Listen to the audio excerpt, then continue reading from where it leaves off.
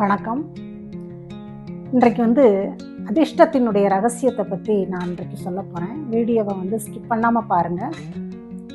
ஒரு சின்ன கிராமம், அழகான ஒரு கிராமம், பக்கத்தில் ஒரு மலை அழகான தோற்றமுடையதாக இருக்குது.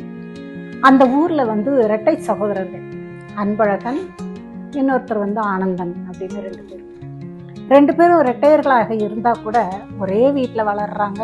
ஒரே சாப்பாடு, ஒரே பெற்றோர், எல்லாமே சுற்றுச்சூழல் எல்லாமே ஒன்றா இருந்தால் கூட ரெண்டு பேரும் வேறுபட்ட மனநிலையில் வளர்ந்துக்கிட்டே இருக்கிறாங்க. ஆனந்தன் எப்போவுமே எதிர்மறையான எண்ணங்கள், அதாவது இந்த நெகட்டிவ் தாட்ஸ்ன்னு சொல்கிறோம் இல்லையா, அந்த மாதிரி எதிர்மறையான எண்ணங்கள் உடையவனாகவே வளர்றான்.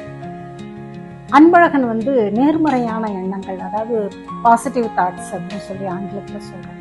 அந்த மாதிரியான ஒரு எண்ணத்தில் அன்பழகன் வளர்ந்துக்கிட்டு இருக்கான்.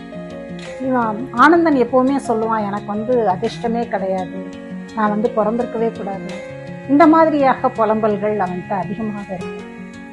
ஆனால் அன்பழகன் என்ன சொல்லுவான், இன்னைக்கு அதிர்ஷ்டம் வராட்டி என்ன, நாளைக்கு எனக்கு வரும், அதுக்கு நான் தயார் பண்ணுவேன் அப்படின்னு சொல்லுவான். இப்படியா அவங்க காலம் போய்கிட்டு இருக்கு. ஒரு நாள் திடீர்னு அந்த கிராமத்தில் ஒரு செய்தி வருது. என்ன செய்தி அப்படின்னு சொன்னால், நாளைக்கு அதிர்ஷ்ட தேவதை அந்த பக்கத்தில் இருக்கக்கூடிய மலையில் தோன்றுவதாகவும், அந்த தேவதையை போய் பார்க்குறவங்களுக்கு அதிர்ஷ்டம் சேரும் அப்படின்னு சொல்லப்படுது ஒரு செய்தி. உடனே அன்பழகன் என்ன பண்ணுறான், தயாராகிறான். தன்னுடைய காலங்களை எல்லாம் எடுத்து சரி பண்ணிட்டு, கொஞ்சம் சாப்பிட்றது, வழியில் சாப்பிட்றதுக்கு பழங்கள், அந்த மாதிரி சில விஷயங்கள்லாம் எடுத்துக்கிட்டு அவன் தயாராகிறான். ஆனந்தன் என்ன சொல்கிறான், உண்மையிலேயே எனக்கு அதிர்ஷ்டம் இருக்குதுன்னா அப்போ அந்த தேவதையே கொடுக்கட்டுமே, நான் ஏன் போகணும், எனக்கு கொடுக்குறதா இருந்தால் அது கொடுக்கட்டும் அப்படின்னு சொல்லிட்டு ஆனந்தன் கிண்டலாக சிரிச்சுட்டு அமைதியாகிடுறான். இவன் நேரத்தோட நைட்டு தூங்க போயிடுறான். இரவு தூங்கி காலையில் எழுந்திரிச்சு போகிறான், மலை ஏறுறான். மலைப்பாதை ஏறுவதற்கு ரொம்ப கஷ்டமான ஒன்றாக தான் இருக்குது. ஏன்னா வழியெல்லாம் கரடு முரடாக இருக்குது, கற்கள் கூறாக இருக்குது, அங்கங்கே சிராய்ப்புகள் காலிலெல்லாம் ஏற்படுது, முள்ளெல்லாம் குத்தக்கூடியதாக இருக்குது. அவ்வளவு சிரமத்துலேயும் அவன் விடாமல் ஏறிக்கிட்டே இருக்கான். அப்படி ஏறிட்டு இருக்கும்போது வழியில் ஒரு மூதாட்டி, அந்த மூதாட்டி என்ன பண்ணுறாங்க, பாவம் போல் நிறைய விறகு கட்டைகளை வச்சுக்கிட்டு உட்காந்துருக்குறாங்க. அவங்களால தூக்கிட்டு மேலே போக முடியல. அப்போ அவங்க அன்பழகன்கிட்ட கேட்குறாங்க, தம்பி இதை எனக்கு கொஞ்சம் தூரம் மேலே கொண்டு வந்து குடியா அப்படின்னு சொல்லி கேட்குறாங்க.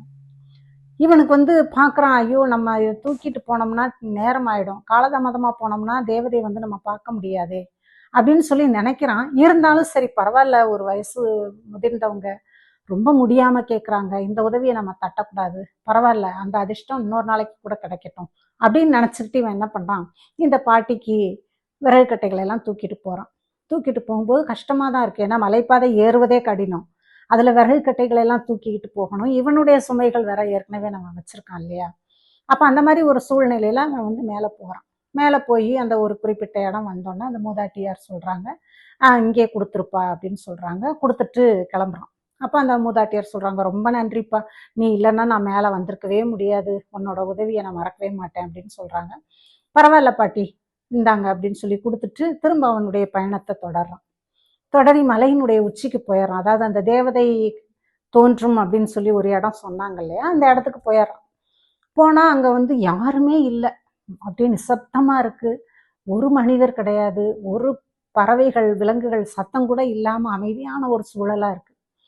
அப்போ இவனுக்கு ஏமாற்றம் ஆயிடுது, என்னடா இப்படி ஒரு சூழலாக இருக்குது, நம்ம தெரியாமல் வந்துட்டோமா, இல்லை காலதாமதமாக வந்துட்டோமோ, காலதாமதமாக வந்ததுனால தேவதையை பார்க்க முடியலையோ அப்படின்னு சொல்லிட்டு மனசில் நிறைய சிந்தனைகள்லாம் தோன்றுது. இருந்தாலும் அவன் என்ன நினைக்கிறான், சரி பரவாயில்ல, அவங்களுக்கு நம்ம உதவி செஞ்சதுனால காலதாமதம் அப்படின்னு சொன்னால் அது மகிழ்ச்சி தான், நம்ம இன்னைக்கு ஒருத்தருக்கு உதவி இருக்கிறோம் அப்படிங்கிற அந்த ஒரு நேர்மறையான எண்ணம் அவனுக்குள்ள வருது, பாசிட்டிவ் தாட்.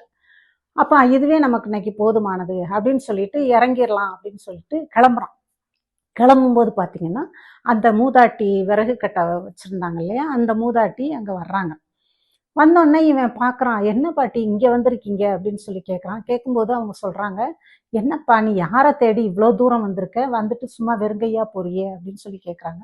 அப்போ அவன் சொல்கிறான், இந்த மாதிரி அதிர்ஷ்ட தேவதை இன்னைக்கு தோன்றதா சொன்னாங்க, அவங்கள தேடி தான் நான் வந்தேன், நேரம் ஆயிடுச்சு போல இருக்கு, நான் தாமதமாக வந்துட்டேன் போல இருக்கு, அதனால என்னால் பார்க்க முடியல பாட்டி, இன்னொரு வாய்ப்பு கிடைக்கும்போது நான் கண்டிப்பாக நேரத்தோடு வந்துடுவேன் அப்படின்னு சொல்கிறான். அப்போ உடனே அந்த பாட்டியினுடைய முகம் மாறுது. அவங்களுடைய உடைகள்லாம் அப்படியே ஜொலிக்குது. அவங்க கண்ணுல வந்து கருணை நிறைஞ்சு போயிருக்கு. முகத்துல அன்பு நிறைந்ததா இருக்கு. அப்படி ஒரு சூழ்நிலையில மாறி தேவதையாக அந்த அன்பழகன் முன்னால காட்சியளித்து சொல்றாங்க, "அன்பழகா, நான் தாப்பா அந்த அதிர்ஷ்ட தேவதை" அப்படின்னு சொல்றாங்க. உடனே இவனுக்கு ரொம்ப சந்தோஷமாயிடுது. "அப்ப ஏன் நீங்க இந்த மாதிரி நடிச்சீங்க?" அப்படின்னு சொன்னோன்னே, அப்ப அவங்க அந்த அதிர்ஷ்ட தேவதை சொல்லுது, என்ன சொல்லுது, அதாவது மக்கள் எல்லாரும் என்ன நினைக்கிறாங்க, அதிர்ஷ்டம்னாக்கும் வானத்துல இருந்து விழக்கூடிய பரிசு அப்படின்னு நினைக்கிறாங்க. சொல்லுவாங்க, கொடுக்குற சாமி கூரையை பொத்துக்கிட்டு கொடுக்கும்னு சொல்லிட்டு ஒரு பழமொழி கூட நமக்கு சொல்லி கொடுத்துருக்குறாங்க. அந்த மாதிரி வர்றதுதான் அதிர்ஷ்டம்னு சொல்லி மக்கள் நினைக்கிறாங்க. உண்மையிலே அது கிடையாது. அதிர்ஷ்டம் அப்படிங்கிறது அது நம்மளை தேடி வர்றது பல வழிகளில் வரும். எப்படி அப்படின்னு சொன்னா, பிறருக்கு உதவக்கூடிய நிலையில வரும். உதவி கேட்டு வரக்கூடியதாக அதிர்ஷ்டம் இருக்கும். அப்ப சிலர் வந்து உதவுவாங்க, உதவாமலும் போயிடுவாங்க. அப்ப அந்த உதவாம போகும்போது அந்த அதிர்ஷ்டத்தை வந்து இழந்துருவாங்க. சில துன்பங்களாக, கஷ்டங்களாக வரும்.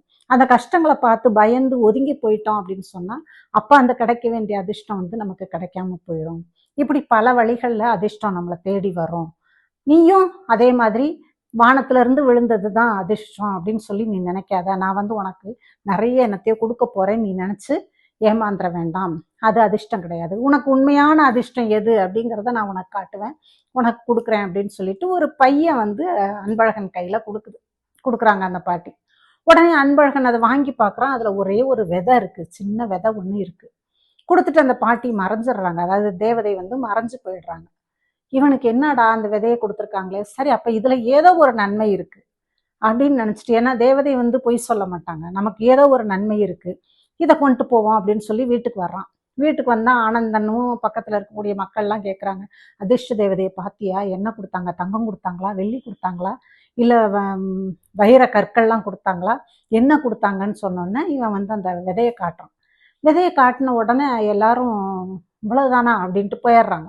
ஆனந்தன் சிரிக்கிறான், இதுக்கு தூரமா இவ்வளோ தூரம் நடந்து போன, இவ்வளோ கஷ்டப்பட்ட, போ போ அப்படின்னு சொல்லிட்டு ஆனந்தனும் ஒரு மாதிரி கிண்டலா சொல்றான்.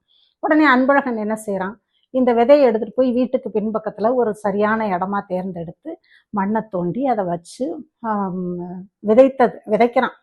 விதைச்ச மாதிரி அதை மூடி வச்சு அதுக்கு தினம் தண்ணி ஊற்றி வளர்க்குறான். அது செடி வந்து வளருது.